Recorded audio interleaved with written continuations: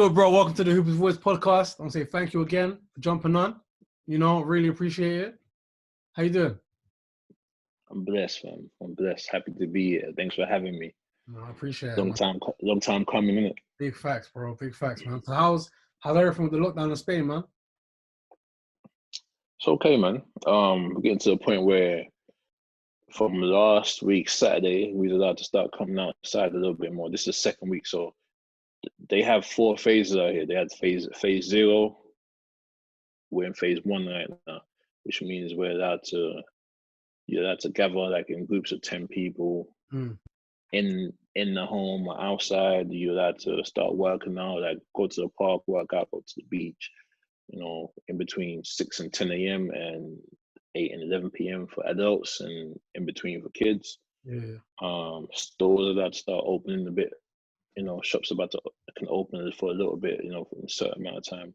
There's more. You see more cars out. It's not a ghost town how it was like a week or 2 weeks ago. So we're getting better, and we're lucky because the part of Spain I'm in, that we actually don't have any cases. That's amazing, man. So yeah. But forget that though. Forget that depressing stuff. How's fatherhood, man? Congratulations again. New dad. Thank you. How is that? Thank you. Fatherhood is the best, man. It's a blessing. Little boy, he's it's getting bigger every day. He changing every day. Like he'll like before quarantine, he wasn't like reaching out and grabbing stuff and playing with stuff. But now, like you give him something, he'll hold it, he'll play with it. He'll sometimes you see him looking at it like, damn, it's my hand. Like like you see it coming together. You see the pieces coming together in his mind, and yeah, it's just when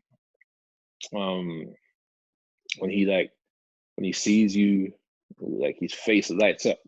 When cause he knows like I'm his dad.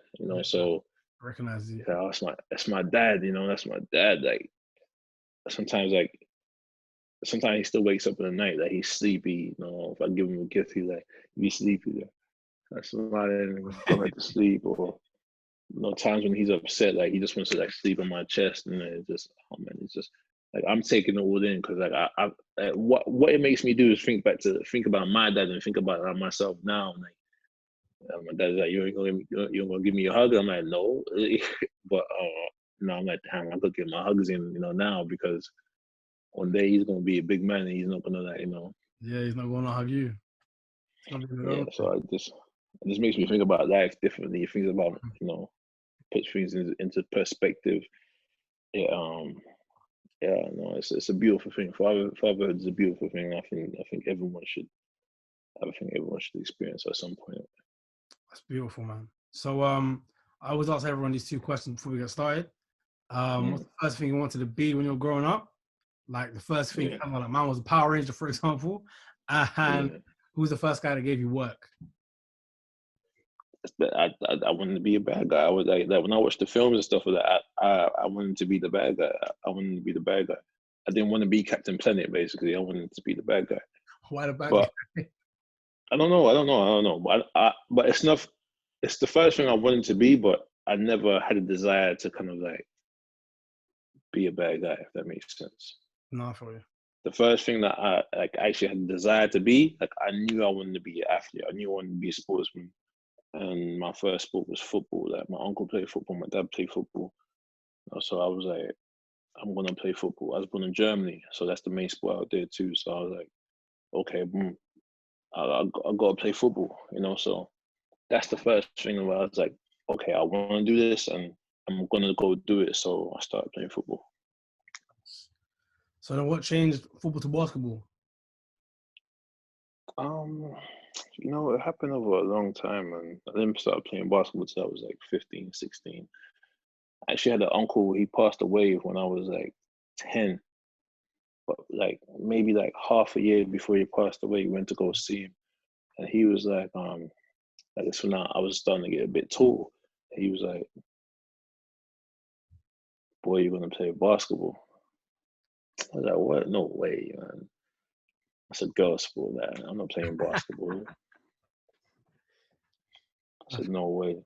Anyway, he ended up passing away like a year later, like half a year later, and in a house fire. And then fast forward, I played basketball, and I can't. And who's the first person to ever give me work? First person to ever give me work. Like I don't remember his name. First time I went to London Towers practice.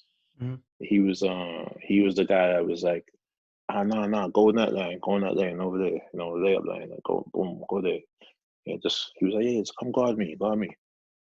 Hit me with that Iverson crossover.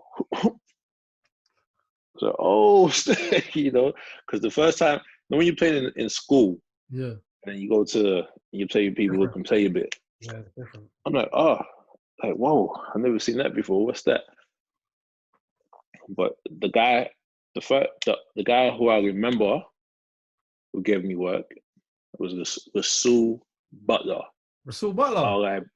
R.I.P. It's my big homie, Rasul Butler. Yeah, if you go on my gram now, I've got like a little thing dedicated to him in my highlights, just because when he passed away, that really affected me. But that's my guy, man. That's my guy. He's easily like top 5 players I've ever been played against. Not flashy or anything, but in terms, it's jab shot, open shot, not missing. You know what I mean? You're on that side, he's going this way. You're on that side, you're going that way. Like counter. It's just efficient buckets. Play defense. 6'9". Yeah, it's tough. So you went from London Towers to Lawrence Academy. Why Lawrence Academy over everywhere else? It just kind of happened that way. I got invited to 5-star camp from Towers, and that was in Pennsylvania. And I was there, and the way they do it at 5-star camp, it's an outdoor camp over the week, course of like 5-6 days. Most of the kids were from New York, and New York, Philly, where else? Just like some of the East Coast kids. So that's how I know a lot of my New York friends now. Yeah. So get there in the first day, they just put you on. You just go play. They line you up towards the shortest. Go play. You play like 5 games that first night, and then after that, the next morning they have a draft, and I got picked number 2. Number 1 pick wasn't there. He came the next day. That was Stevenson. Like he was already number 1, but they picked me number 2. So effectively, I was the first kid to get picked. So that kind of gave me like a name. And then from there, I was just getting like offers like, yo, come to my school. You should come to my school. So, but the best school for me was a school that was, had financial aid, who could like house me, so I didn't have to like stay like in some weird living situation or whatever, like what you hear happening with guys all the time, especially in those days. So Lawrence Academy was a school. One of the coaches, he lived in Boston, and when I wasn't at school, I would go back to his spot. I would stay with him, and I spent a good couple of years in Boston, man. I love that place. How was the transition from living here to living there? Was it tough for you? Was it easy? Nah, man. I mean, I'm a very adaptable person. Like I said, I was born in Germany, so that was probably like the 4th time we'd moved at that point. Like when we moved from, even in Germany, we moved like 3 times in Germany. I remember 3 times moving at least 3 times in Germany. Like our situation always kind of like progressively got better. So that we lived, I think we lived with, my first memory is like we lived with like in a little house, like on the side of next to like a petrol station. And then we moved to like an apartment that was like our apartment, and had my own room. And then my sister was born, so we shared the room again. And then from there we went to London. From London, and then we moved to Thornton Heath, lived with my uncle. And then from when we got out there, moved to bed and breakfast in Sydenham. And then so I was just always moving, you know what I mean? So when it came to going to the States, it wasn't something that was unusual for me. It wasn't something that I wasn't used to. Yeah. And it was something that I knew I wanted to do. So it was a smooth move for me personally. Do you know what I mean? It was a smooth move for me. And like I said, like I was able to kind of like look at the schools. I had a lot of schools looking at me. I was talking to the coaches. I actually took a visit to some of the schools. Like I saw like the prep schools. Like I went to a prep school. I didn't go to like a high school. I didn't go to a public school. I didn't go to a state school. So maybe like some of those schools, like the situation might have been different, you know. But like for my first situation, like in the States, like I mean, you couldn't ask for no better, man. It's one of the top schools, one of the top prep schools in the country, actually. So I mean, academically and for facilities and what they had. So Yeah. I mean, for me, it was a dream come true. So after your time there, you ended up going to Spain. Yeah, man. I went to Spain. I almost went out to Cali. Almost went out to Dominguez in California, but ended up going to Spain simply because the coach convinced my dad that listen, that your boy needs work, that he can play, but you know, he just started playing. And the way the system works in the States is that you play from Thanksgiving to around the All-Star break. So that's end of November to mid-February, right? Because that's the season, because you have a different season that especially they want you to play different sports. So the first season would be like American football and football, or lacrosse or cross country. So you have to pick one of them sports. So I picked American football. And then after that season's done, it's basketball season. It's basketball, volleyball, some of us, I can't remember, ice hockey. And then after that, you got track and field, baseball, you know what I mean? And you got but you had to do two. You had to do 2 seasons. You had to do 2 seasons. You didn't have to do all 3. You had to do 2 seasons. So I did American football and basketball. Crazy. Yeah. So, but the guy. So I got recruited at the European Championships with the England team. We was out in Romania. And the guy from Spain, he saw me and he wanted to take me out there. And I was like, no way, I want to go back to the States. No, I was loving it. Like we had a good year. I was doing well. I was trying to get on Scout.com. I was trying to get on, I was trying to get on the board. Like I wanted to go to UConn. Like I was an East Coast guy. I wanted to go to East Coast school, and that was my dream. So I didn't want to go, but the guy he made good points. Like I had me playing long enough. I needed more work. The thing about Spain was like there was no restrictions on how many times you could practice, how many times you could work out, how many times whatever. So I went to Spain, Gran Canaria, man. That's at 16 and a half, 17 years old. Do you think that's where you obviously, because some people that were your height playing your position don't play your position, they only play inside, but you can play outside and inside. Do you think that's where you got it from when you was in Spain? Is that definitely? I mean, I had it before. Like I had it before, like when I was in England. The thing about England and the era I grew up in, it was kind of just like a lot of people will kind of hold you back. So my coach, I won't say his name because I don't want to know. It's nothing personal or anything, but his son was on the team too. So at first, like we had a couple guys, like myself, Daniel Thompson, Kai Williams. We were all about the same height, athletic, Like we had a tall team that's athletic. Guys could, mobile, could play different positions. So I thought, and the coach, he's a knowledgeable guy. His son played on the team too. His son was 6, but his son was a little bit ahead of the times. He's a bit ahead of us. Yeah. He's 6'9", but he could play like a point, And then so we had a really talented team. But so first he had us doing all the ball handling, all the footwork, the mid post work at a young age. So he was really teaching us the game.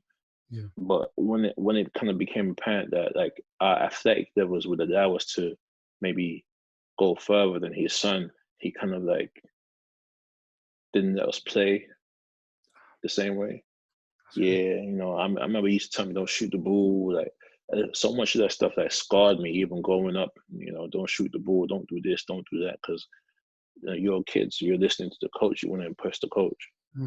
So I would continue to work on those skills. My dad was always like, nah, you got to do this, you got to do that, you got to work on it, you got to work on it, you got to work on it.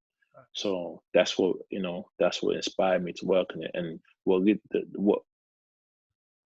made me really like want to play basketball and pursue basketball was And1. So I'm watching my heroes, play with the ball, be creative with the ball, do all these different types of moves, like move in a certain type of way. So I knew I wanted to do that, and my favorite player was T-Mac. So I was like, there's no way I'm just gonna limit myself to playing one kind of way. But definitely, when I went to Gran Canaria, like they put me on the wing, like strictly, like you're on the wing. They put the ball in my hands. I bring the ball up, dribble the ball. Like really, they really gave me the confidence to go out there and show that at my height, I could go to the next level. And that's what really helped my stock elevate and gave me a chance to, make my dreams come true. So I've heard I know some guys that went Gran Canaria, innit? And I've heard some crazy stories. I had one guy. Yeah. I had one guy. Yeah. We was in the gulag. Yeah, bro. You know what the gulag is? Had music on his headphones, yeah, and it was basketball bouncing. That's what he used to sleep to. You said what? I don't know if it's true. I don't know the guy, innit? The guy that I knew told me this. I forgot who told me this now. But he said that the guy went to bed, with his iPod shuffle, the little square ones. He sleep, and it would just be a basketball bouncing, literally. And I had that's crazy. And I had like some other stuff where if you're who was it? One guy I know called Alfie went from short guard, and he said when he went, if you're dribbling with your left hand and you want to pass to the wing on the left, and it's a one-handed pass. Has to be a left-hand pass. You can't hold it. Has to be left hand. Never. With 2 hands, you're running laps, and then you run the play again. Never. It's like, but listen, the attention to detail, he made Loriano, like he made us better, man. Especially the time I was there, like it's different now. Like they have other coaches and whatever, but back in those days, and especially my first year, it was you and this guy for an hour. 4 or 5 times a day, before practice, after practice, before school, after school. So, and you was putting in all this extra work, and it was legit, like stuff you might overlook now. So like just like you said, like if you're dribbling the ball in your left hand, you're passing to the left, anywhere to the left. It's got to be a pass with the left hand. Like so, like most people, like they pass like right hand, 2 hands, right hand dominant, whatever. You have to be able to do it with both. Like,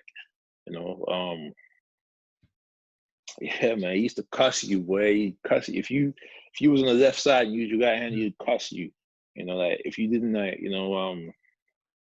you couldn't do a move with the other hand or whatever, it was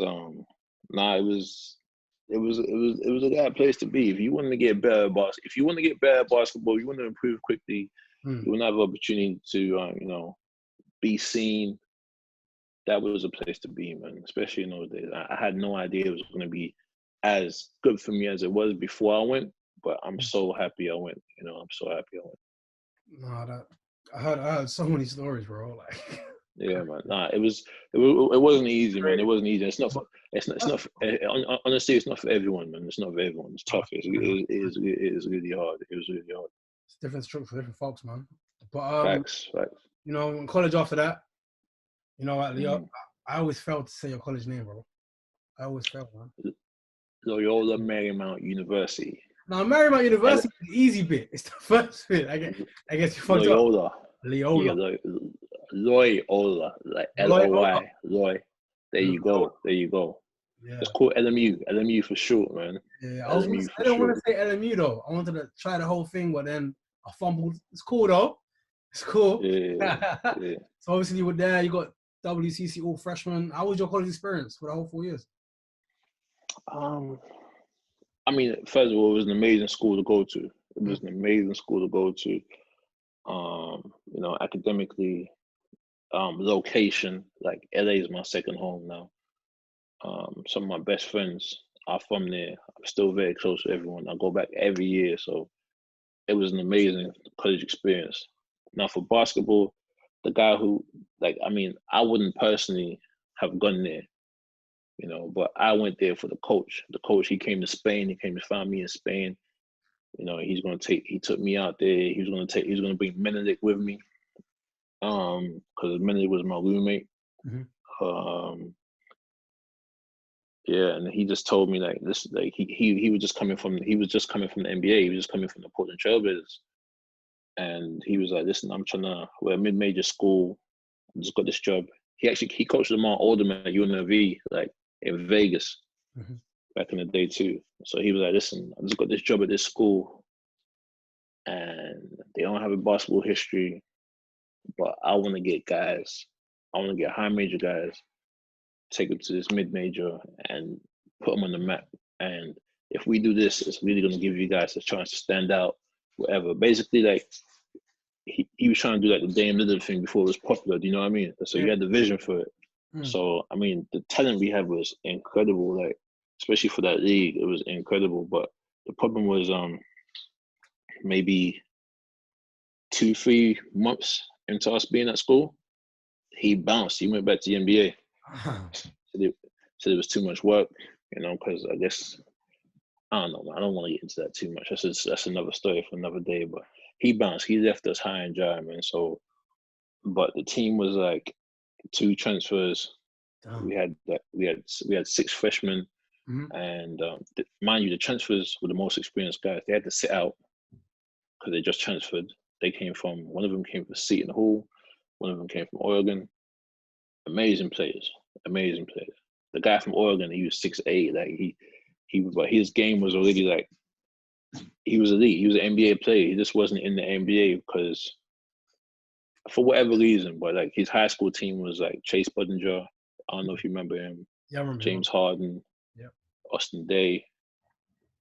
Westbrook. Like that was his team, and he was the man on that team. You know. But yeah, the guy from Seton Hall, he's from New York. At the time, he's ahead of his time too. And then our freshmen, we had a lot of talent.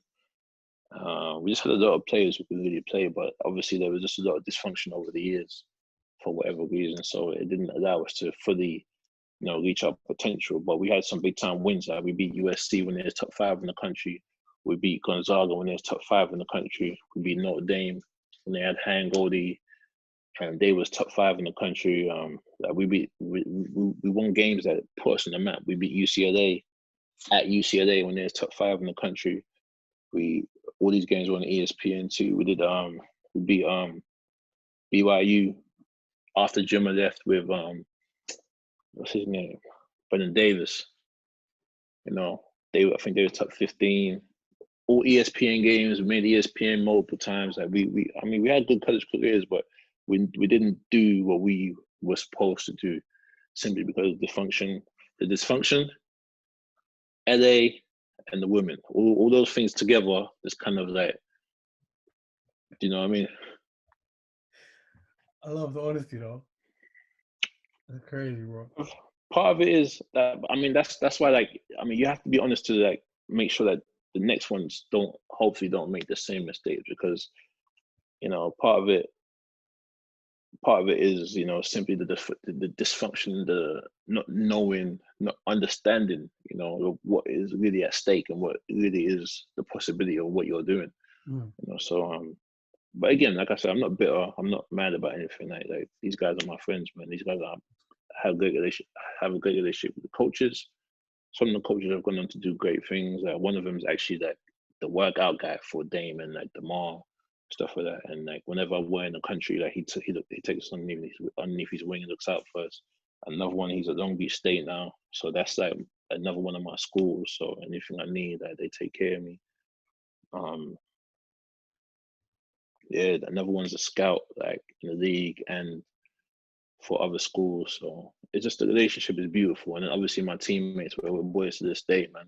So imagine, man. it was amazing. Like I said, going to school in LA was easily one of the best experiences. So you know how people say like college is the best time of their life? Was college the best time of your life? Yeah. For real, that's dope. Yeah. I mean, one of our coaches used to say that. He used to say like, "Oh, you guys are gonna look back at this time and say that those are the best days of my life," and blah, blah, blah. You're like, oh, come on, coach. It's not true. I'm going pro. Like, this, come on, man. But it was, man. It was when you think back to, and again, I'm talking about my own college Yeah, experience. When I'm talking about, the people I was around, the things we were doing, the doors that were opened up to us, mm, the people I met, the friends I met, the connections I made. Like, because honestly, like before school, I was like, I didn't think of myself as anything but a basketball player. I didn't think I had the opportunity to do anything else. I didn't think I was able or capable to, you know, achieve things or whatever. But when I went to school and the people I met and from different walks of life and people that look different from me, people that look like me but were doing different things, mm. because everyone I know that look like me, we all do the same thing. Do you know what I mean? We're from a certain part of the world, we do the same type of thing. But I never met people that looked like me and did like, you know, I don't know. Just different things. Yeah, man, like film, like just all different types of stuff that like I didn't think that like it was possible. Do you know what I mean? Mm. So yeah, school was amazing. It really opened up my eyes to the world and made me a better man, made me a better person. No, that's true, man. It's good when you see people do other things, like, do you know what I mean, compared to what you usually see. Especially when you grow up in the ends, like you see certain things you can do, and then that's it. But then when you meet someone doing something completely different and they look like you and it's relatable, Yeah, you can change stuff. yeah, I mean, yeah, I guess it helped you now anyway, because you do things outside of basketball, do you know what I mean? So I yeah. guess And it started. That's where it started, man. That's where it started. It just lets you know that it's possible. It lets mm. you know it's possible. So yeah, it definitely started in school, and then it's just grown over the years.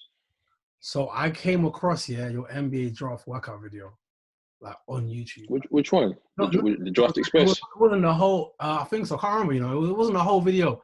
You had it was like a little bit of a workout. Then you had like a little interview with some guy who was a lot shorter than you.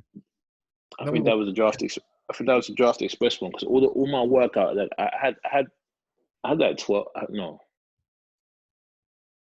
I had like 6 workouts, but all they were all filmed, but they're like behind closed doors. yeah, yeah, But yeah. I think the only one that was like was the public one. That was like I think that was the Draft Express one when Draft Express came to where we was working out. Rasul was there. Rasul was there actually. So yeah, that was yeah, that was a long time ago, man. Wow, man, you look young. Boy, that was a while ago. How I was was a that? young boy. I remember watching an interview with Who's talking about how you worked out for like the Lakers, the Kings, and Yeah. you had like a nagging injury that you didn't want Oh to tell yeah, about. I was How hurting did the that whole happen? post. I was hurting the whole process, man. I was hurting the whole post. I was hurt from I got hurt maybe like around Christmas time in the season. Mm, But so that season I was supposed to go to, that was my 5th year because I got injured my first year, so I got a red shirt. So yeah. after my fourth year, I had a scholarship to go to Oregon for my 5th year. But you know, the head coach was the only one who like me and him. He never liked me. Like after the coach left, he would kind of stepped up, became the head coach, and Mm, he didn't have the same vision for me that the coach who had brought me there had. So the coach who had brought me there, we was on the same page.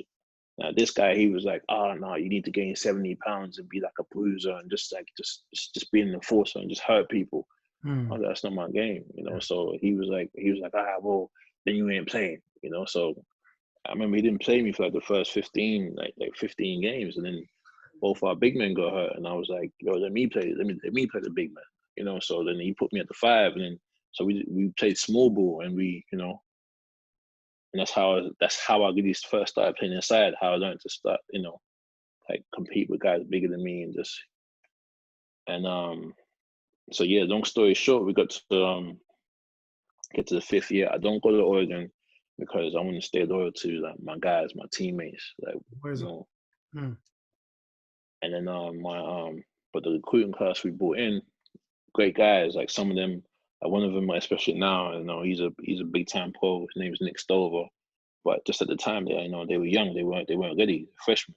So we didn't have the same firepower and help that we had the year before. So we had a really bad year in conference. We ended up going to the conference tournament, and we did well. We got to the semis, but I was, like I said, I was hurt by Christmas time. I was hurt, but I could not play because we didn't have anyone else to play. So I fought through it. Now it comes time to work out. I'm working out, and the draft workouts is like 2-3 a day, lifting weights, you're playing, you know, and then you get on the plane, you're going to this city, you're working out there, you get on the plane, you're going there, you're working out there. So, but I was battling through it. Had to. And I was battling through it. And like I said, in the interview on the Hoop Street, so when I got to the Lakers loved me, man. That's when D'Antoni was there. The Lakers loved me. That's when Kobe was on 1 foot, man. He just had the surgery. He was on 1 foot, and he's on his little bike. You know, Kobe was in there every morning, but they showed me major love. Like they put me up there. They were like, nah, just stay here with us. You got it. But one day, like the athletic trainer came to me, like, yo, Ash, are you hurt?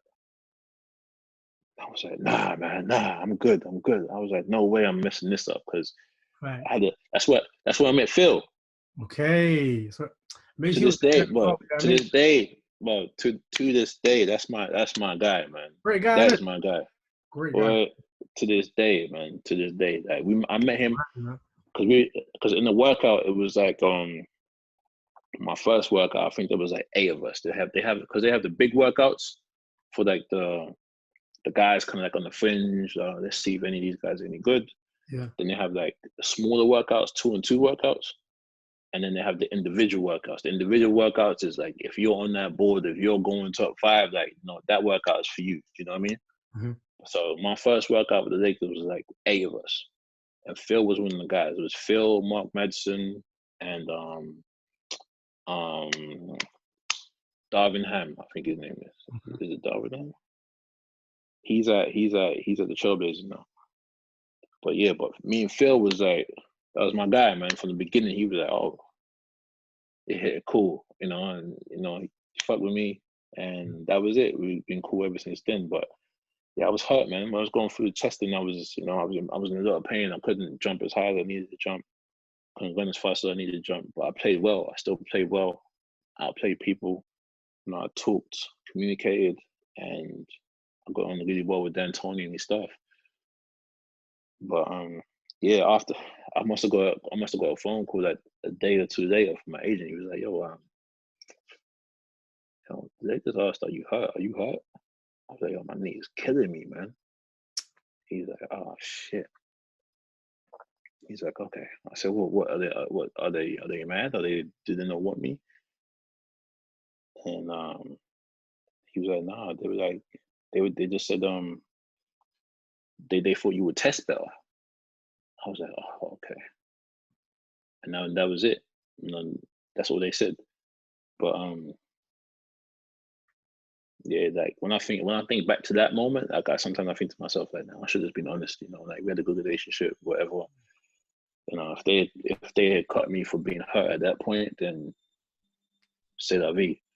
You know, but yeah, maybe it would have helped out because I ended up getting cut later by the Kings for being hurt. But yeah, it's what it is, man. Hindsight, man. Yeah, hindsight is 20/20, bro. Yeah. I sometimes I just imagine like, what if like, if I just been like, okay, yeah, I'm hurt, and they're like, okay, listen, we're gonna get you together, and we're gonna give you an opportunity, and then imagine you thinking that, man. Who knows, man? Who knows? But that's not what was in store for me. And quite honestly, I wasn't prepared. I needed to get away from LA for a little bit. I needed to, I think it's tough. I think that would be the toughest situation with any kid. If your first professional team is at the Lakers, yeah, man, it's a lot of pressure. It's a lot of pressure. Yeah. Made for everyone. We saw with Lonzo and Ingram and them, man. It wasn't made for them. They left, went to New Orleans, and now they're shining. So it's not even fair. I mean, it's not even fair because they were such high draft picks. Oh yeah. I'm just saying, high draft picks. It's not like I'm talking about the pressure. That's all. Yeah, no, that's what I'm saying. Like, I mean, you can understand why things weren't working out for them. Like they're obviously good players. Obviously, especially Ingram. Ingram's different. Ingram's different. Special, man. He's different. Special. Yeah. Very special, man. So after that, your first pro sport was in Italy? What I got that right? Yeah, I got it right. Come on. Shout out the research, though. Because I could have called you and asked you this stuff. I didn't ask you none of this stuff. I just had to, find my stuff. I respect it. Yeah. So what was it like, first year pro, man? How was it? It's different now because you're playing. It's not like you're not at college for the love, but now you're playing pro. You're playing for obviously the love as well, but you're getting a check too. So how did it change? How was your first experience? It was up and down, man. It was obviously like I started in the NBA. Mm-hmm. So I started in the NBA, summer league, like it's a different world, man. I mean, like, you're staying in the best hotels. Your per diem is giving you $125 a day. Like, it doesn't matter what, even if they're paying you, like $125 a day is like you're spending money here per diem. They have to give it to you. You can spend it, you can save it. There was guys like and some of the guys were like, oh man, I'm saving this. Like, I'm gonna eat McDonald's every day. I was like, what? I'm getting this room service, man. I'm enjoying this. I'm in Vegas. I'm enjoying this. Yeah, effort, you bought out. Oh, what? Yeah, and then and you didn't have to worry about nothing because all the NBA players were there. I knew them from LA also. So in the evenings you go out, they look out. So you didn't have to worry about your money. But the 125, like I finish every day, put me for about extra 40 in my pocket. But it was amazing. So I went from that to coming to Europe, and even there, my first gig was in Italy. Mm-hmm. But before I went there, like the day before, I was supposed to go to Poland. So I had a team that was in Poland, and they wouldn't sign me for a 2-year deal. I actually signed a 2-year deal. I was going out there. I'm at LAX with my stuff. Mm-hmm. And my agent calls me. He's like, yo, you want to go to Poland or you want to go to Italy? I said, I want to go to Italy. He's like, all right, don't get in the plane. Yeah, right. I said, yeah, but I signed the paper. He's like, yeah, fuck it, don't worry about it. He said they probably won't ever sign you again, but don't worry about it. I was like, oh, okay. In hindsight, again, mm-hmm. The following year they went to EuroLeague. Now, obviously, I don't understand nothing about like the VTB league, where it is, what this team is in Poland. Like, I'm new to it. I'm new to everything. I'm new to European basketball. New to like the level. I'm like, So again, in hindsight, I don't know. It might have been a wonderful situation, And like I said, the next year they went to EuroLeague. They played EuroLeague for 3 years after that, and then I think they've gone back down now. But second year professional could have been EuroLeague. But instead I went to Italy, mm-hmm. And they were one of the worst teams in the league in the Italian first division. Now, because I was hurt, I didn't get there until end of September. So they gone through preseason already. Now, by the time I get there, the point guard's injured. My first week there, the backup point guard gets injured. They don't have the money. They don't have the money to get another guy in. And they're working well without me there. Now, all the foreigners are first-year guys. So someone has to go. No way. So I was literally there for 2 weeks, So my first game I played well. We played a team that was in Champions League. They finished 4th in the league. We was expected to. The whole country was saying we was going to lose the game. Like, I remember, so again, it was a step down from NBA, but still it was. They took care of us. Like, we had the practice gym. We gave us nice cars. My first car was a Prius that they gave me. And my dad just got a Prius like the year before, but I told him, like, when he got it, I was like, yo, I'll never drive one of those. Never. Once I had one of those, I was in love with it, man. Put petrol in there. Wow, it's smooth. You put petrol in there once every 2.5 weeks. off the line, it's being everything but a Tesla. Off the line, it's, that's it. Until you get to that 30, and then it's not moving no more. But yeah, I mean, it was calm, fam. So yeah, so we played what's their name? Scavallini?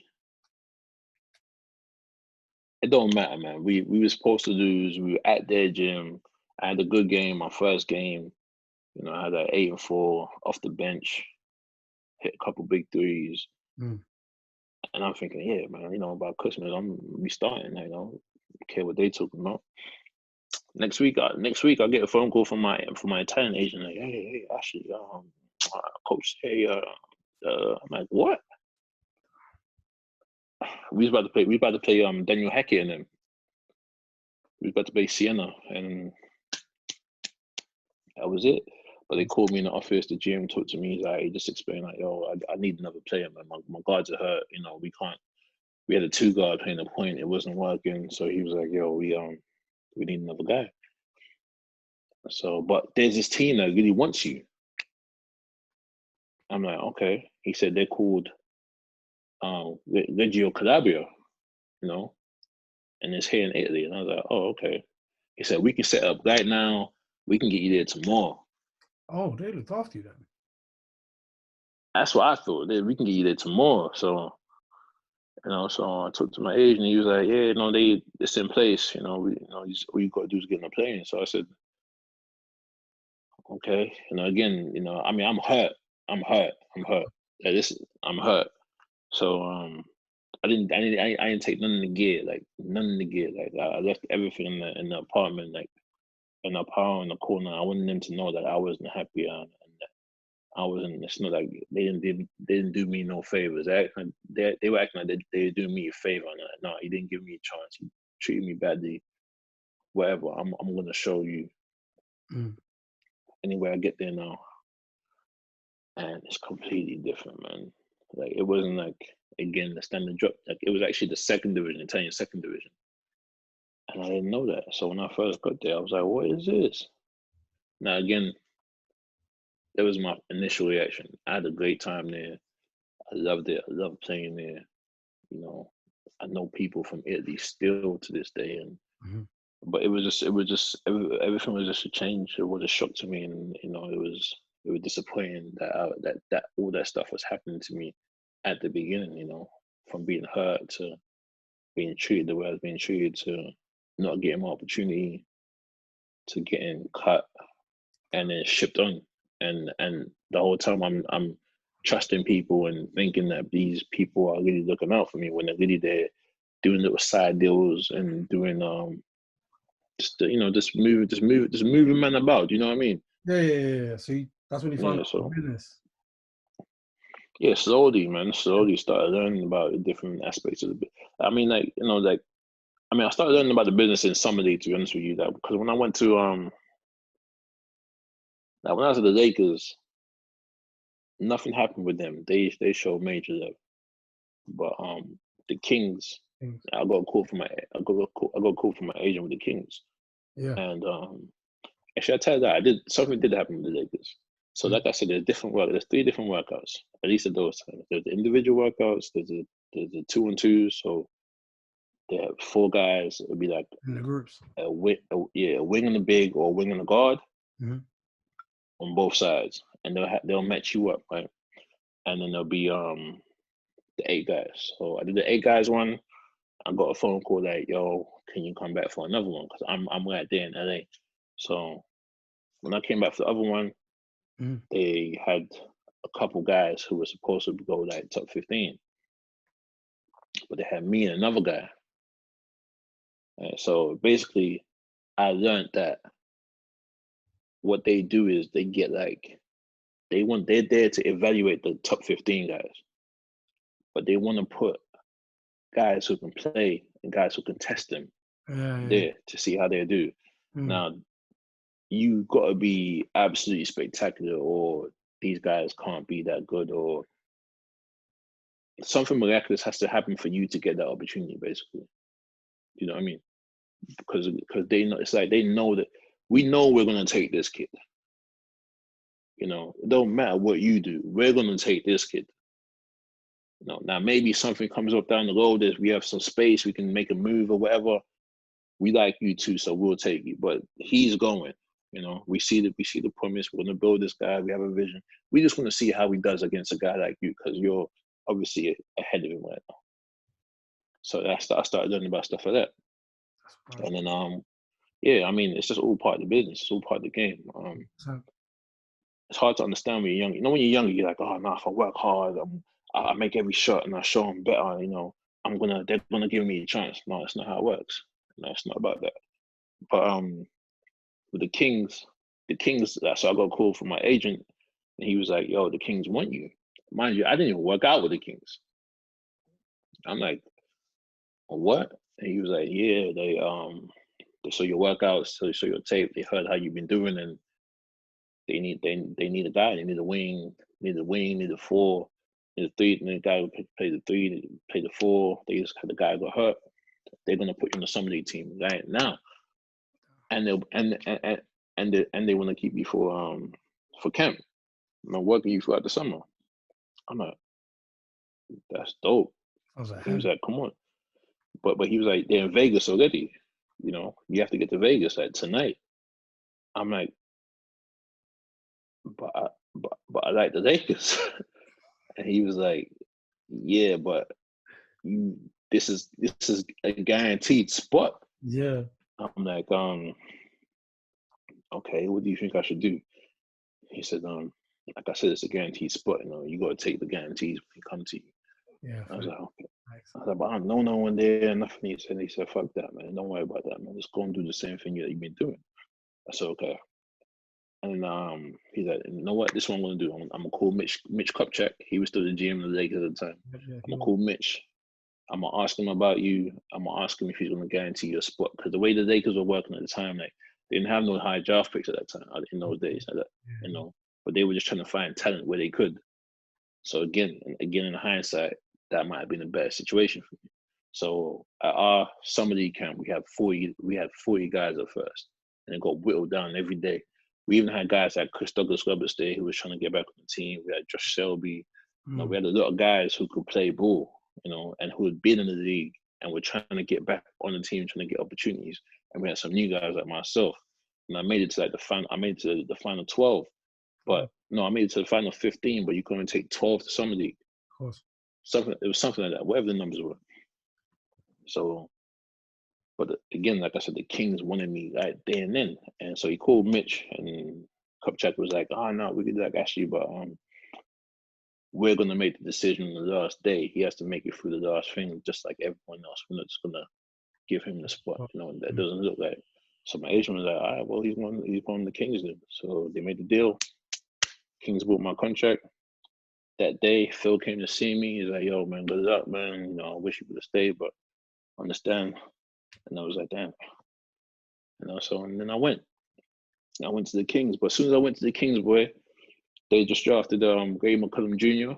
and Ben McLemore. Great guys, by the way. Yeah. Great guys. Everyone on that team was great guys. But as soon as we got there, like they were calling those guys by their first name, and we were all numbers. You know, so you just started seeing like literally that summer league team. So they already had their 2 draft picks. That summer league team was for was to see well, it was for them. It was for them. Everything was for them, you know. Get these guys prepared to possibly play in the league or play with the team or whatever. But they did need a 3-man, like a guy who could play defense, on the floor, shoot, you know, a 3-and-D guy. But like on my second day there, they signed Luke Mbamute. So that sport went just like that, you know. So again, it was an awakening to the business of it all. Yeah, I mean, it's just all kind of like teams are gonna do what they need to do, like to get better. The same thing with with the Mavericks. You know, I had a great workout there. And good night. My girl going to bed. Had a great workout there, and Carlisle called me to the office. We had a great conversation. they done their homework on me. They'd actually come to see me at school. Like it was, I thought I was gonna be Maverick, man. I thought I was gonna be Maverick before I went to the Lakers. I thought I was gonna be Maverick. And they were like, listen, we got the 44th pick, and we want to use it on you. Like sit like the same way you and I are talking like this, Rick Carlisle was talking to me like that. The associate GM was there. Cuban was in there. He sent me a message though, and I mean they was looking out, and yeah, they said that with the 44th pick we want to take you. But say we don't take you for whatever reason, how do you feel about coming in here for summer league? I said, sign me up. I mean, like, I'm here. I don't have to go nowhere. I don't have to go home. Sign me up. And they were like, okay, cool. So then we talked some more, hung out with those guys that night, and then I went on my way. But like even with that, so on draft day, they traded my pick. They used my pick to trade for Monte Ellis. So it's just like these are all the type of things that that happen, that kind of that you understand, like, and it's nothing personal at all. It's nothing personal. That these are moves that anyone's gonna do, anyone's gonna make. But you start to learn that as you go throughout your career, that it's not about like, are you better than this guy? Are you whatever? Like, it's like, it's what have you done? Can you prove your market value? How does the market see you? I don't know, man. Who's your agent sometimes? You had an eventful draft experience, bro. Yeah, but it was amazing too, man. Yeah, I can imagine. That's what I mean in a good way. I don't mean a bad way. I mean in a good way. Like, you had all these experiences. Yeah. It's crazy. So obviously you played A-League Ukraine, A-League Greece, and you landed in Spain with Manresa. And that's when I first started watching you play pro, with that team. Okay. And that's the year you won. Yeah. That after you guys won, I was still watching the video. Yeah. That stadium was lit. Wow. That was crazy. How was it? How was it like playing in Spain? Number one, I know you're a big fan of Spain, and obviously because you was there, Gran Canaria, whatever, and you're there now. But like, how was it there? How was it winning there? Because I know that their fans are next level. I mean, Manresa is a very historic club. Yeah. It's a very historic club. Like they've played EuroLeague. They've won the ACB twice, I think. Mm-hmm. It's in the early 2000s. They're a big club, and even after that year, we went to the ACB. Like I think the next year they finished 9th, and this year they would have been in the playoffs. So they just had a bad year the year before, So yeah, I mean, it's Spain. Like basketball is like, it's damn near religion. It's on TV. Like the first division is on TV, second division on TV, third division is on TV. You know what I mean? Like the Spanish Federation is just, I mean, they complain about it here, but compared to what we have, it's night and day. You know what I mean? It is night and day. That's one of the things I always see, like in other countries, like in like countries like Italy, Spain. Matter of fact, all of them, their second, third, fourth divisions they're purely. They don't always come on TV, but like the pure purpose of those leagues is to groom the young talent into future first league players. So, but to make sure they have enough competition and better leagues, and there's enough money being made in those leagues, they're gonna bring in foreigners, Americans, British guys, Europeans to strengthen that part of the league. But it's not because they want these guys to come and be. I mean, yeah, you might have some guys come and be stars in the league or do well or whatever, but the sole purpose is to identify young talent, bring them up, so now they can make that their next stars. You know what I mean? We don't have that type of stuff back home. So, oh man, Don't. Yeah, so I mean, just like learn the process, how the systems work in other countries, like especially a country like Spain, seeing it come to place, seeing like how clubs operate and everything. I mean, and then being part of it and winning. Oh man, whew, it was special, man. It was very special. Looked dope. Even the games, like the games were nail biting. Like there wasn't like Ah, games. They were tough games. They were last minute. Like they were tough, real games. tough, tough, tough, tough, tough, Real games. It was tough. amazing to watch, man. I'm gonna lie to you. It was amazing to watch from afar. Nah, I'm glad you tuned in, man. So speaking of like foreigners on other teams, I don't know if you've seen lately, but the BBL is allowed to have 4 extra Americans on the team now. You know why that is, isn't it? Yeah. You know why that is, man. Hey, I mean, they try to do that in the ACB, but the ACB has a union, and the union said no, because I mean, I'll say it for anyone who does, for the people who don't know that.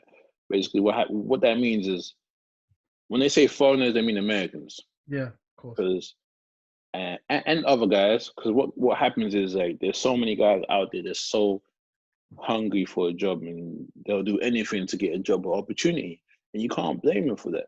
But what happens is the GMs, the owners, the teams, they know this, so they will lowball the players, and to get an opportunity again, this is where it comes in. Guys like, I'll do anything for a job, just get me a job, and I'll work my way up, and and yeah, that might happen for some guys, but it's a numbers game. So if more guys are taking less money, means the market value for the whole league goes down. So, which means at the end of the day that the bottom line for the owners and the GMs goes up, and what the players make goes down. Mm. So, like I said, they tried to do it in the ACB when I was in Spain. They tried to do it in a few other leagues, but they all had unions. The BBL don't have a union. They don't. It's an issue, man, for players anyway. Issue. Yeah. Hopefully they'll have one eventually, but who knows, man. Speaking of the BBL though, after you win in Spain, come to South London, sign with the London City. Come to South London. Yeah. Obviously you didn't play straight away because you were injured. I think it was November when you played again. December. December. Yeah. December 12th. That was my birthday. That's crazy. But yeah, for real. That's crazy. Word. But how was it when you first came? Obviously, like you guys were in the whole Force for Change thing. People weren't feeling it. You had a lot of haters. As a team, as a unit, you was in the team. Like, how was it from the inside looking out? I mean, there's a lot of haters, but there's a lot of love too, man. Facts, yeah. There's a lot of love too, yeah. But I mean, but the hate is just like, I don't know, man. The hate is just like, a lot of times hate is jealousy, or hate is like, people talking or whatever. But it was just cool to be home. Like we literally just wanted to be part of the league that we've seen grow and help it. We wanted to help it grow, and we wanted to be a part of it, and we wanted to work hard and do well in it. So it was just exciting to be home with our families and friends, and tried to make something happen. We believed in the people there and the people that had come in to try and make it happen. And we were just very optimistic about the future of us being there. No, you guys had a really stacked squad, man. And you guys did well though. So I mean, you went to the playoff finals and you won the trophy. Obviously, the trophy finals MVP. Yeah. How was that, bro? Yeah. How was it like winning the MVP in front of everyone? Either watching at home or I didn't. I didn't expect it. Didn't expect it at all, man. I didn't expect it at all. Nah, I didn't. I promise you. Like, I've never been a player like I don't go out there like I've never been like, oh, I need to shine. I need to go out there and do this. I need to go out there and do that. Like before the season, like they were like, listen, like that Nama was like, yo, Ash, I need you to be the guy that helps bring guys together. Like, so if you ain't scoring this game, like sometimes don't score so you can keep this guy happy, or keep that guy happy, keep that guy happy. Yeah. So that's what I was trying to do that season. You know, sometimes they'd be like, sometimes Junior and I'm gonna be like, all right, this game you need to go do this, go do that. Especially when guys got hurt. So that's what I would do. You know, so for that to happen in that game, and like for us to come together, everyone came together like properly, and at that moment, at that time, everyone was focused. Yeah, man, I didn't know I won it. When the game was over, I wasn't like, yeah, I'm the MVP. Like I'm the MVP. Like, yeah. But they called my name for it, and you know, I started crying like a baby. Ain't nothing wrong with that. Ain't nothing wrong with that. So obviously you guys won the trophy, and I'm going to another finals.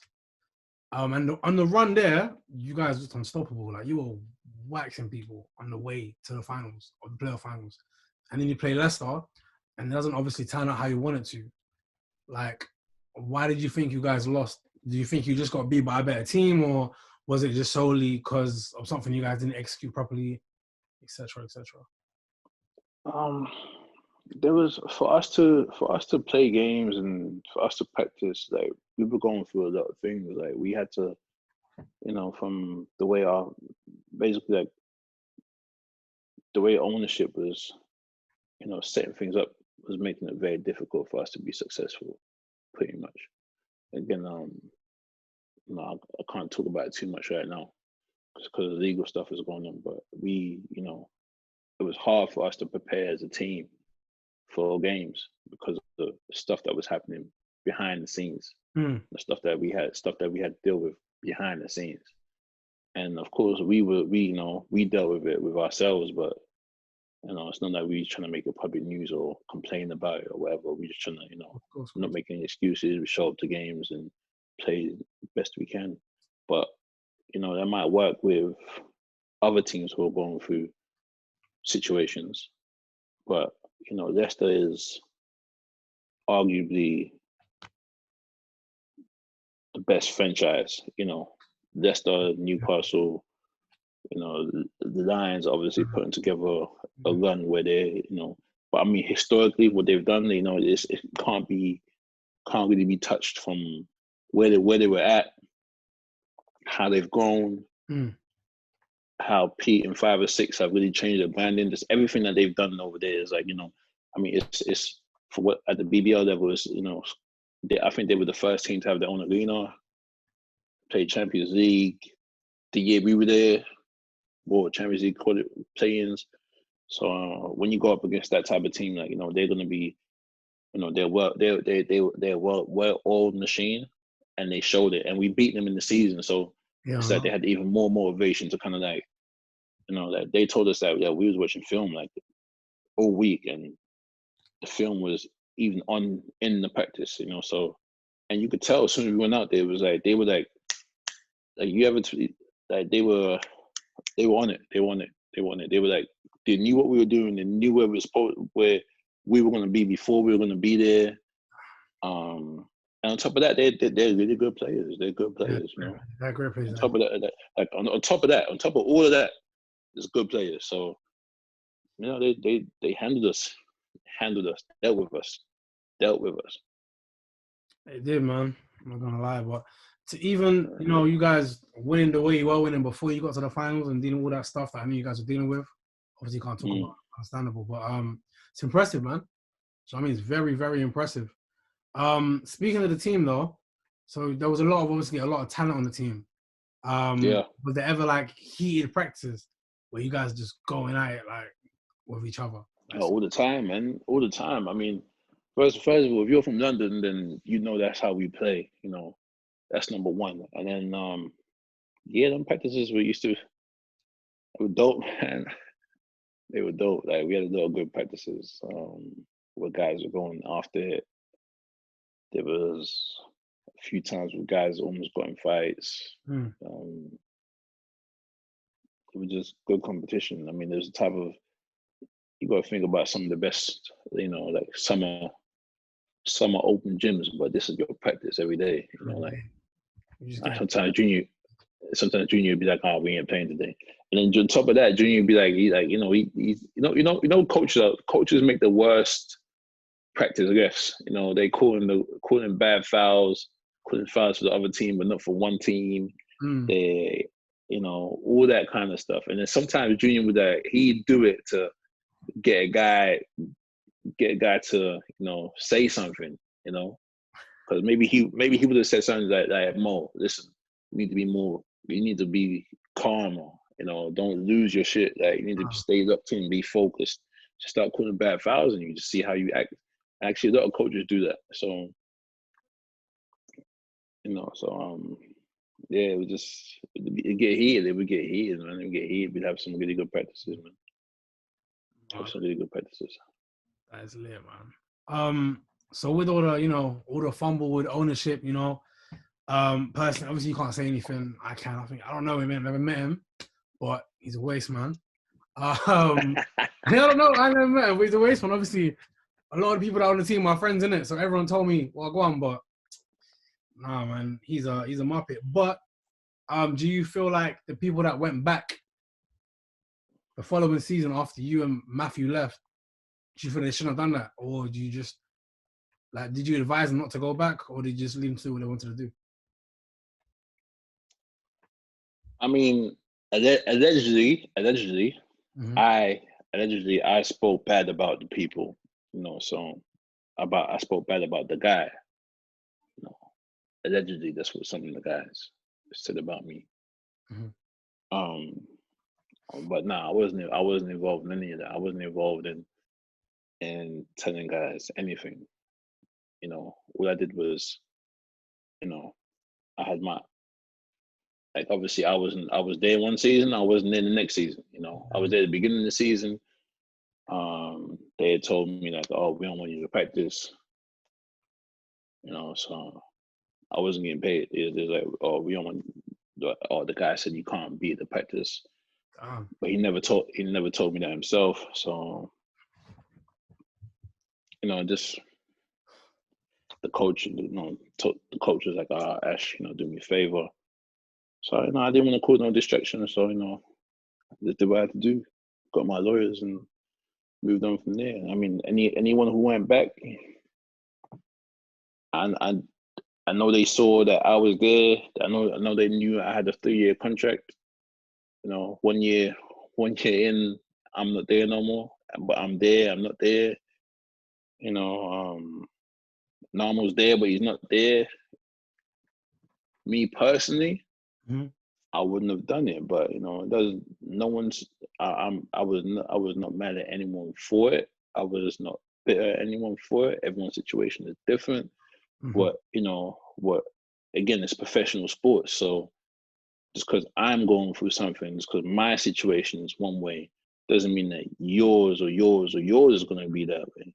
So I respect that everyone has to do what they have to do for themselves, make decisions for themselves. And that's how I approach the situation. I mean, some of the people around me, close to me, they were upset that people would do that kind of stuff. But me personally, I would tell them like, listen, you gotta understand that, it's different, man. It's like work, one man gets, something happens to one person. Yeah, it's nothing personal. It's just whatever. Like people go back to, if people that went back to the situation, they went back to the situation because they felt that was the best situation for them. You can never be mad at anyone for doing something that they feel is the best thing for them. That's what I feel, that person. Yeah, no, I told someone not to go back.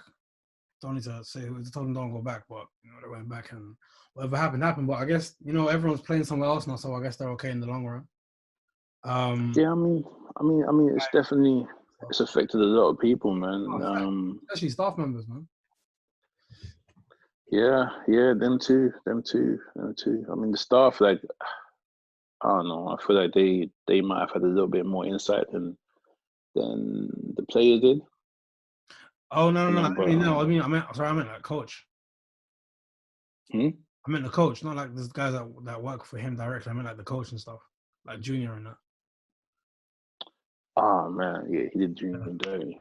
Yeah, Junior, Narmo as well. You know what I mean? But obviously, don't talk too much on that anyway. But basketball aside, yeah, the AJP Foundation, AGP.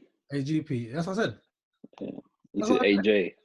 I'm You said dyslexic. AJ. I'm dyslexic, bro. You gotta let it slide. That's what it means. You speaking about AJ. No, but yeah, the AGP Foundation. Why did you start that? Um. Well. A lot of aspects of AGP. Oh, you was about to say AJP.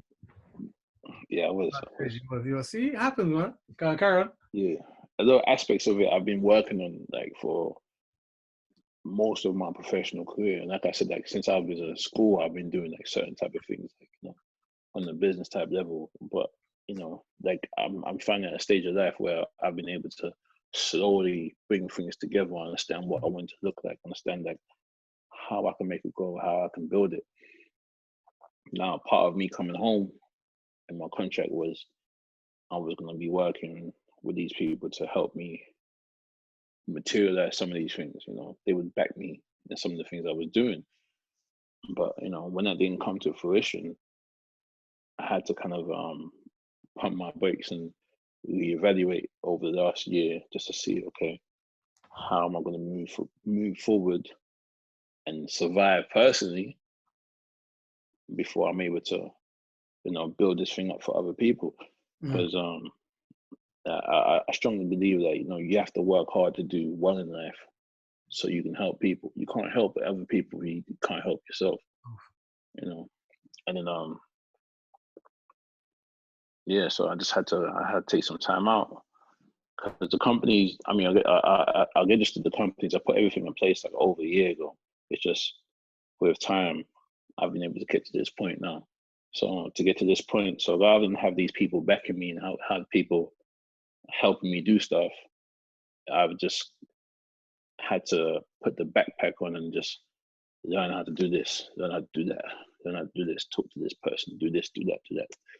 And it's been better for me because that now it's me, you know what I mean? Like I've learned the business side of it. Like I'm going to business school now. Like I never went to business school, but the experience of it is giving me the business education on the go.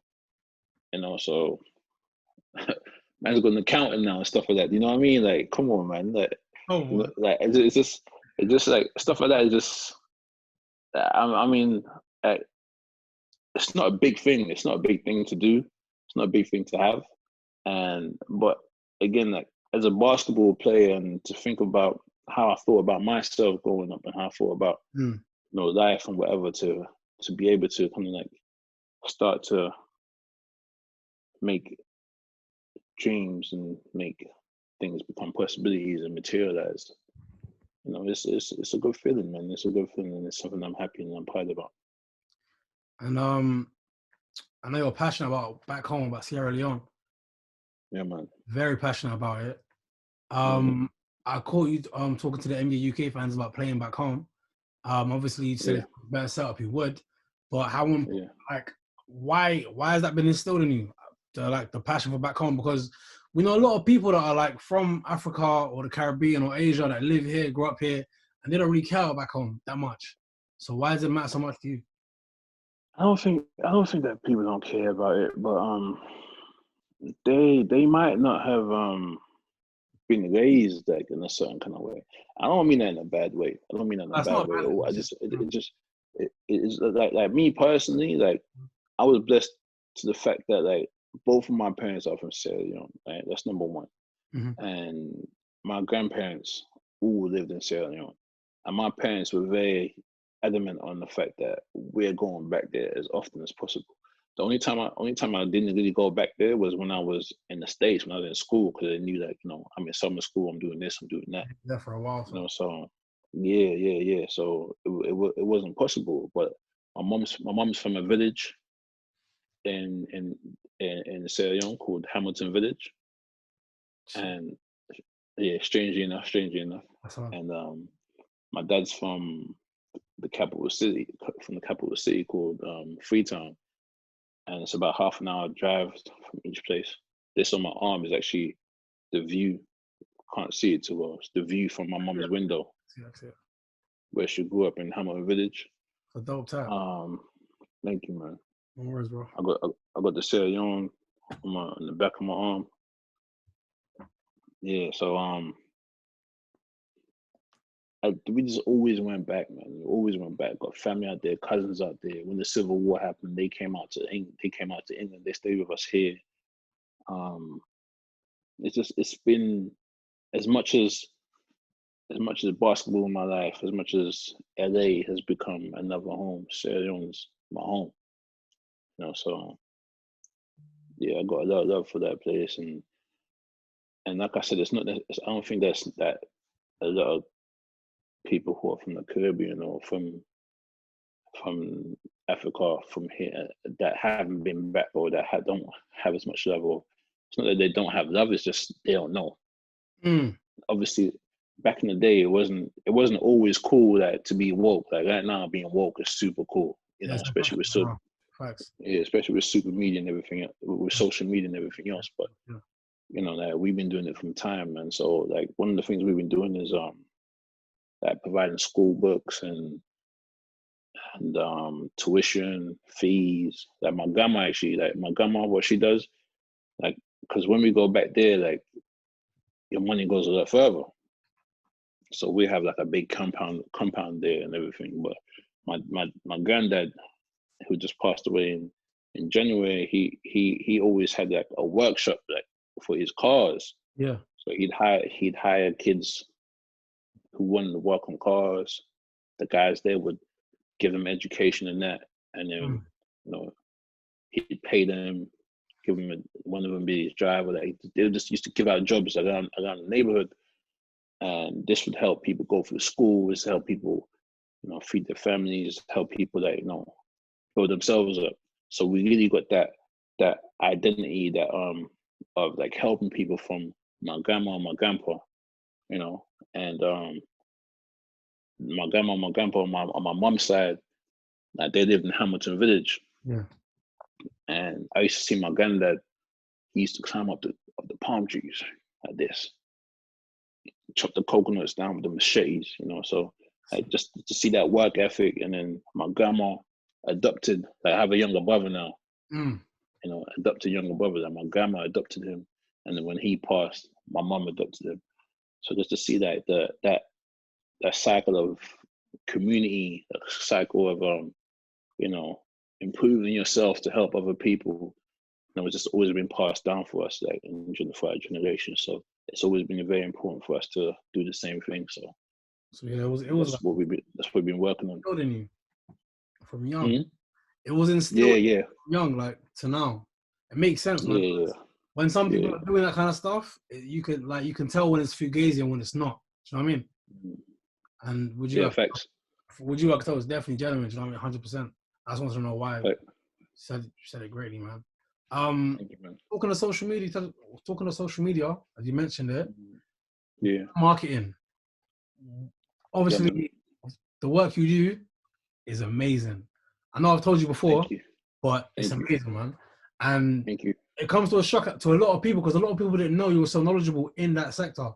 Because people I remember talking to someone else. I don't remember who it is. My memory is terrible. Terrible. But yeah, I was talking to somebody else about it, and they was like, "Yo, I never knew he knew all this stuff." Do you know what I mean? And people are learning from you every single day. What made you dive into that? I don't know. I do know. That when it was time to like put the company out, right? It was again like I read a lot of books, and I talk to those. I try and talk to as many successful people as I can, like at any level. Like I try to ask questions. I watch a lot of YouTube. I watch a lot of interviews. I listen to people. It don't matter what industry and they're in, what sector they're in. Like I try to learn from them. Because I felt like I started doing that in basketball because I felt like it could help my basketball. But then I was like, I can also apply it to other parts of life too. So when I was doing that, I learned that the best way the best way to build yourself Yep. or to build your business. Best way to build your business is to build yourself, basically, right? So, who was I watching? I'm trying to remember who I was watching. I can't remember, but basically, like the thing about it is like if your personal brand is going to push your business. You know, a lot of times people are going to focus on the personal before they focus on what you actually do. You can have an amazing product. It's not obviously you can have a shitty product, but if people mess with like people relate to you, can they like what you're about, Mm. then they're gonna give what you do a chance. And there's so many examples of that over history. So since I had done all this research, I had talked to these people, I had done this type of stuff, and I've had businesses before. Like I said, when I was in school, the first time I saw a business was one of my boys, one of my best friends now. He's from San Diego. His name is Trevor, and he when we was in school, this guy had a media company. Hold on, my computer's about to die. Oh. Yeah, he had a media company with another one of my boys called TK. Mm-hmm. So these guys used to like film ads and stuff like that whilst we was in school, and I was thinking to myself, like, what is this? They had a company, and just opened my eyes to it. So I was like, damn, I need. And when you're in school, you're broke. Like we were broke. Like we were mid-major, we didn't have no money. So we figured like, how can we make some money whilst we're in school? And so we just used to put parties on. Me and two of my teammates. We had a website and stuff like that. We had the concept was like, you go on the site, you type in like it's Friday, like you gotta know where it's going down. From there we had party buses. We used to pick people up at the school. We used to pick people up at other schools, take them around, take them to the clubs in LA, bring them home, collect some money. So just stuff like that. So all that stuff just helped me like learn about marketing, learn about advertising, learn about, building your own personal, because like that's really what it is. Like, that because you're a personal brand a certain way and people know you, people trust you, they know that, okay, we can get on your bus, or he provides a good party, we're gonna deal with him. It's not so much the party, like everyone does parties, you know what I mean? It's more like this person does good parties, this person does bad parties. We're safe with this person, so just understanding that aspect of it, and then understanding how the world changes. So back in the day, you like if you were hustling back in the day, you used to have to get up in the morning, go outside, get on the street corner, and hustle. Like that's how you got attention for what you do. Nowadays, like we got social media. We're lucky we got social media. You can hustle. You can, but you have to apply that same knowledge, that same work ethic, or whatever. But you can do it from inside. So when I put the two together, I came up with these concepts, and then I just researched people who were doing it well. They're in different sectors, they're in different industries. So I took the two, and I married the athlete part of it with what people were doing successfully for their businesses and whatever. And and I came up with my own niche, and that's what I'm working with. That's what I'm working on. That's what I've been pushing. And my whole thing is like, I was like, okay, let me just, so you'll notice that now I'm starting to put a bit more of my own stuff out there, because my whole thing is like, I'm not just going to be like this teacher the whole time. Like I still got to plan the market myself. But it was important for me at first to show like, listen, like this is what it is. So rather than rather than me holding it for myself, here, boom, you guys take it. Hopefully people take notice. Hopefully people use it for themselves. Hopefully people use it to go their own thing, because some people have done it so well. And that's why I thought it was important to highlight someone like Joe, for instance. You know, quietly, he's been doing it amazingly. Do you know what I He mean? There's special, a man. lot of him. But he's There's a done lot of him. hell like in There's terms a of lot, but there's a lot. players, like he's diversified himself well, man. And Oh you man, know what? Yeah, a lot of people they might have known. Do you know what I mean? But I don't think a lot of people actually realize how deep it was until you made that post about him. and the thing about it is like, say like Joe, like I like using Joe's example the best because people like to use excuses for stuff and be like, I didn't go to the States. I didn't have an opportunity to do this. I didn't do this. I didn't do that. Okay, well, all right, Joe went to the States and you know, Joe had his career, but his professional career has been in the UK. Yeah. He built all this at home, but he's now internationally known. Do you know what I mean?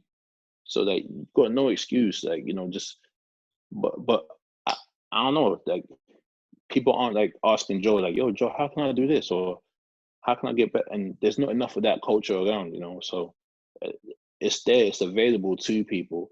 And I mean, no one has to ask me. Like that's what I'm saying. Like you don't have to ask me. Like you don't have to. You know, I'll put it there for you. If you want to use it, you can use it. You know, like I see a lot of people that are putting it into use, which is all this, which is all the what's the word, gratification, whatever. That all the recognition that I need personally. Because I mean, you see it.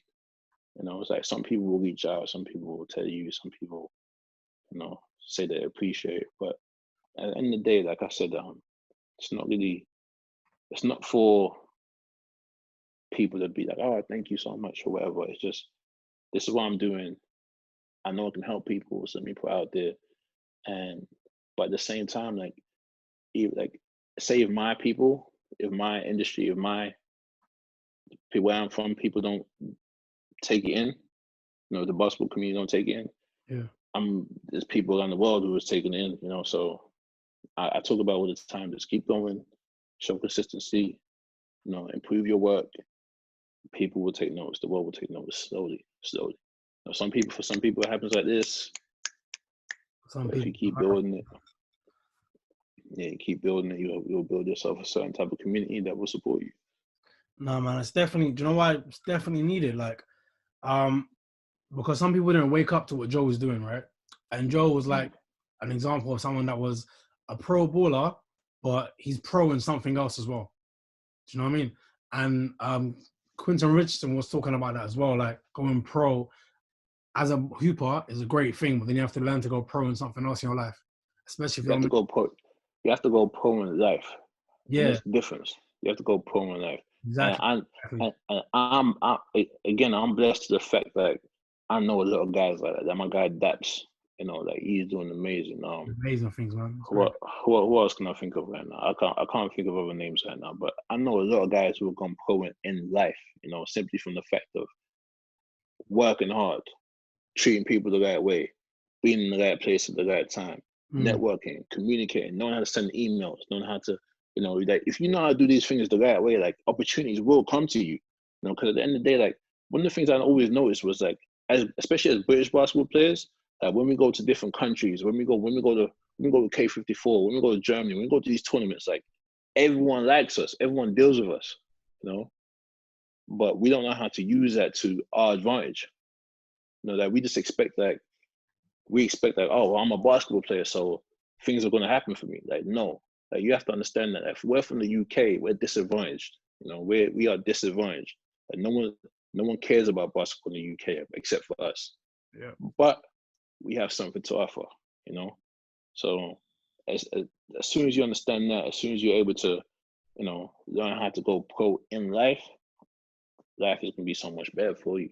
And then they find out you play ball. Look at Ovi, for instance. Like Ovi's always been Ovi. Mm, If you know Ovi, he's always been Ovi. You know, he went to Love Island. Now the world loves Ovi. It's simply because the attention has been given to him. You know, he was himself. That's what everyone loves. He's himself. But now the fact that he's a basketball player and everything else, it's a big deal. Do you know what I mean? it's a big deal, Now man. there's plenty of like now Ovi is Ovi, but there's you know that my point is like the kids, people from where we're from, we have a lot to offer. We have a lot to offer to the world. We just have to understand how to fit into the world, how to show the world what we have, and how to, start to build something for yourself. Yeah, no, for real, man. My main thing is like these players need to realize like basketball doesn't really define who they are, and they need to use it to go elsewhere for real. Speaking of Germany and K54, it's lit. Like K54 is lit, different lit. But you won in Germany though. So how was that? Oh man, that was my first. That was my first championship. That was my second. That was my first playing championship. And I know it was summertime or whatever, but to me that shit it counts, man. Because again, like you don't win unless the team comes together. Like it was, but everyone there that summer. And the thing about it was like we didn't have all the guys we normally have, so it was already kind of like, well, we're missing this guy, we're missing that guy. But the chemistry was on 100. We came together. We had a couple moments where we got on each other about this or that, but it was all honest, and it was all like, nah, you gotta be better, or nah, you gotta do this better, or you gotta be a better leader, or whatever. And we held each other accountable, and we had a great time. And we went out there, and like whenever we go out there together, like I said, we like people like us and everything, but we stay together. We're a family, man, and that's the most important part of it. Even like with Swazi be out there with us, man. And I remember when we was winning, after we won, they were like, "Oh no, let's take a picture with the team." With that, nah, she is the team, man. Like, you know what I mean? It's just that's how it is. That's how it is for us. Yeah. And when you do that and you stay loyal to each other, and you go out there for each other, like you always have a good time. It's an amazing experience. But then to win it too, it was like, oh man, it was special, man. It was special. It was really special. All right, bro. Well, we're about to wrap up. A couple more questions. Just want to say thank you again. No doubt, man. That's conversation, bro. So I asked most people two questions, yeah? Yeah. Wrap up, we're gonna ask you three. So the first one is, who are your top 3 influences that influence you? Like it could be an NBA player, it could be your parents, could be an entrepreneur. So I mean, like, who would you say your top? Not even top 3, any 3. The top 3 might be. A question. Yeah. What's the other? Ask me some other questions first. Ask me some other questions. Say no more. Your favorite 5 artists to listen to right now? My favorite 5 artists. Let me hold on.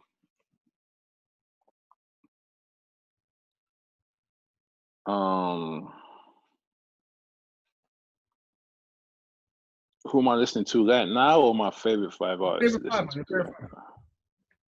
My favorite 5. Nipsey, Drake, J Hus,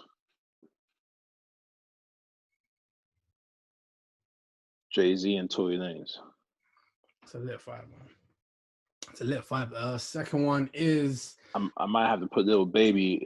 I want to put Lil Baby in the Rose in there too, but but I don't know. But yeah, I'm happy. I'm happy with the answer. Say no more. And the second one is your top 5 favorite players.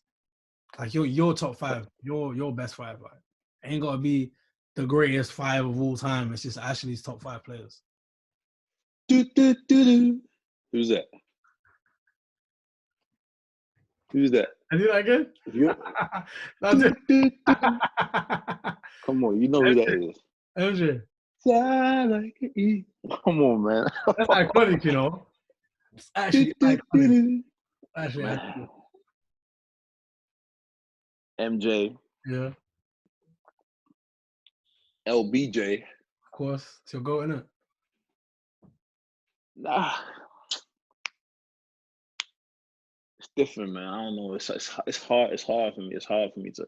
That's a whole nother topic to get into. Yeah. I definitely. I don't know. I don't know. It's difficult. There's some arguments that you put against him. It's undeniable. Like the 6-0. When they lost in when was it, 2011? 2011, Dallas, yeah.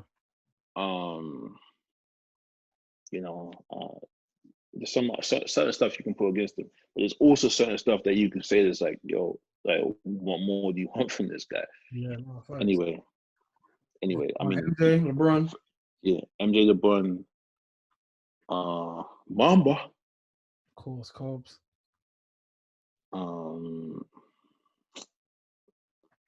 Larry Bird. Yeah. That's 4, right? Yeah, that's 4, right? That's 4. You got one more space.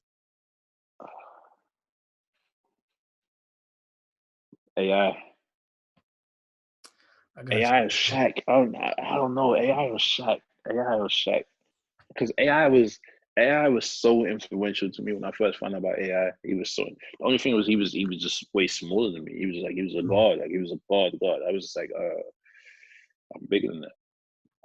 But and I was like, I'm not as big as Shaq, But like Shaq, KG, those guys, like I wasn't quite them. Like I always relate to guys who I was more like, if that makes sense. So that I was older than 6'6", 6'7", 6'8". So that was my thing. Like, I would put T-Mac in there. But obviously, things didn't work out that way with T-Mac. But those are some of my favorite players. Also, like I said, I love AI. I love Dirk. I love Shaq. Kawhi. That's my guy. I fucking love Kawhi. That guy's pause. Cold. For me right now, he's the closest to MJ. Like his style of play. Yeah. I don't know. Quite honestly, I'm just a fan of the players. Like I've never been a guy like, oh, I hate this guy, I hate that guy. I just respect the players to be as good as they are at what they do. Like, I'm just a big fan of the players. So we're back to the same question, man. Top 3 influences. Influential people. How we want to phrase it? Who are those 3 people to? I think I said one of them, Nipsey Hussle, because I found out about Nip in 07, 08, like when I first got to LA, and so this is before he was popular, this is before he had the big name, whatever, and I heard that first interview that he gave when he's talking about stocks and bonds and real estate, and I just listened to the guy and I was like, what is he talking about? Like, what is that? Like, so it got me looking into that kind of stuff, and just like the message he consistently spread and spoke about, and it was just very influential to me. And I've always loved that, like I always think to myself like I always say that I'm very blessed. I grew up in a home with both of my parents, and they made sure that even in times when we're going through difficult situations, that we never went without. Or, education was very important in our home. But like some of these guys, like they don't come from that. I've seen it. I know where Nipsey's from. Like I've spent time there. Like some of my friends are from there, and I see that. And he was able to implement a mindset in a time that when it wasn't popular. You know what I mean? And he stuck to it, stuck to his guns, and he built something amazing over time. And that just really influenced me, and that's another thing that made me kind of be like, damn, okay, yeah, I need to do this. I can do this. Feel you, man. So Nipsey, who's over to? Jay-Z. Mm-hmm. Jay-Z, his story is amazing. Again, very similar to Nipsey one, but at another level. And then your last spot goes to? Might have to ask me another time, bro. Say no more. Might have to ask me another time. I'm trying to think, man.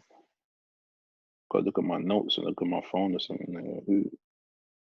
Honestly, I don't. I would have said your mom, My mom. Yeah, I thought you would have said your mom. Just because of the back home stuff, I thought it was your mum or maybe one of your grandparents. It's different, man. Because like to me, like they're automatic. Like I could say every single one of them. Quite honestly, I mean, I could like if I start talking about my mum, like like I said, she come from a village. Like my mum, yeah, she comes from a village, And that village, bro, if you go there, it's tough, man. It's tough when you see how some of the people are living. Like my little brother, my grandma adopted him because he used to run around the village naked, bare feet. He used to kick stones to play football, and he had that belly, you know, that way, like being, Come on, let's come on. you know, yeah. And she used to be like, "Yo, where's his mom? Where's his mom?" And his mom was young, and couldn't take care of it, so she took him in. And yeah, we're building stuff there now. And my mom really started the foundation there with me. She used to just be like, "Yo, Ash, send me some money, send me some money. How much you need this money for, mom?" And she's like, and then she told me what she was doing, and I was like, "Okay, here's some more."